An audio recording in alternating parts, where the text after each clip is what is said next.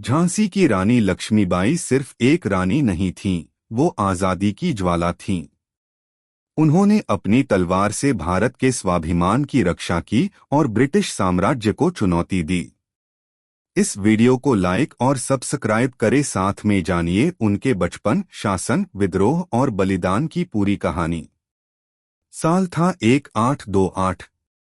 बनारस की पवित्र घाटियों के बीच एक छोटे से घर में जन्मी एक बालिका, जिसका नाम रखा गया मणिकर्णिका। उसे प्यार से लोग मनु कहते थे। माँ भागीर थी और पिता मोरोपंत तांबे की इकलौती संतान थी वह। बचपन से ही उसमें एक अलौकिक तेज था। जब बाकी लड़कियां गुड़ियों से खेलती, मनु घोड़े पर सवारी करती, लकड़ी की तलवार से हवा में वार करती। बचपन में ही माता का निधन हो गया और पिता उसे लेकर पेशवा बाजीराव द्वितीय के दरबार में बिठूर चले आए। पेशवा ने उसे अपनी संतान की तरह पाला। वहीं उसने पढ़ना लिखना सीखा, संस्कृत और फारसी में दक्षता पाई, साथ ही सीखी घुड़सवारी, तलवारबाजी और युद्ध कौशल। 14 वर्ष की आयु में मनु का विवाह झांसी के महाराजा गंगाधर राव से हुआ। विवाह के बाद वह बनी रानी लक्ष्मीबाई। साल 1853 में झांसी के महल में एक नन्हा बच्चा खेल रहा था, रानी लक्ष्मीबाई की गोद में। उसका नाम था दामोदर। ये वो समय था जब झांसी की रानी ने एक माँ, एक रानी और एक योद्धा तीनों रूपों में खुद को खोजा। राजा गंगाधर राव का स्वास्थ्य निरंतर गिरता गया। दंपति ने एक पुत्र को गोद लिया, नाम रखा दामोदर राव। लेकिन नीति को कुछ और मंजूर था। राजा की मृत्यु के बाद अंग्रेजों ने डॉक्ट्रिन ऑफ लैप्स के तहत झांसी को हड़पने की घोषणा कर दी। ब्रिटिश अफसर ने कहा, आपका पुत्र उत्तराधिकारी नहीं माने जाएंगे, झांसी अब कंपनी की है। और वहीं रानी की आंखों में आग जल उठी।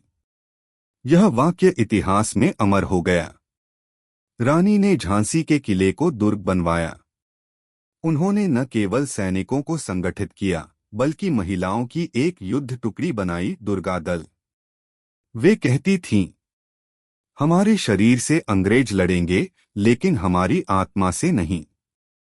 प्रशासन में भी रानी ने कई सुधार किए, किसानों पर करों में छूट दी, विद्यालय खुलवाए और न्याय प्रणाली को मजबूत किया।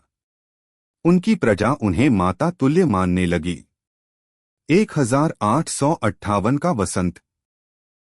अंग्रेजों की सेना ने झांसी को चारों ओर से घेर लिया। तोपें गरजने लगीं, आकाश में धुएं के बादल छा गए। लेकिन किले के भीतर रानी लक्ष्मीबाई अपनी तलवार थामे घोड़े पर सवार हो युद्ध को तैयार थीं। उन्होंने अपने छोटे से पुत्र दामोदर राव को अपनी पीठ से बांधा और युद्ध में कूद पड़ी। दिन-रात लड़ाइयां होती रहीं। किले की हर दीवार पर उनके साहस की छाप थी। 14 दिन तक रानी ने झांसी को अंग्रेजों से बचाए रखा, लेकिन जब किला टूटने लगा, वह कुछ सेनानियों के साथ किले से बाहर निकल गईं और कालपी पहुंचीं। ग्वालियर की धरती रानी का अंतिम युद्धस्थल बनी। 18 जून 1858 को अंग्रेजों के साथ निर्णायक युद्ध हुआ। रानी ने घोड़े पर सवार होकर आखिरी बार आक्रमण किया, लेकिन संख्या और साधनों में भारी अंतर था। घायल रानी को साथियों ने एक झाड़ी के पीछे ले जाया, जहां उन्होंने वीरगति को प्राप्त किया। उनके अंतिम शब्द थे, मुझे मरते देखो, पर मेरी झांसी को मत गिरने दो। उनके वफादार सैनिकों ने उनका अंतिम संस्कार वहीं किया, ताकि अंग्रेज उनकी देह का अपमान न कर सकें। रानी लक्ष्मीबाई की मृत्यु नहीं हुई, वह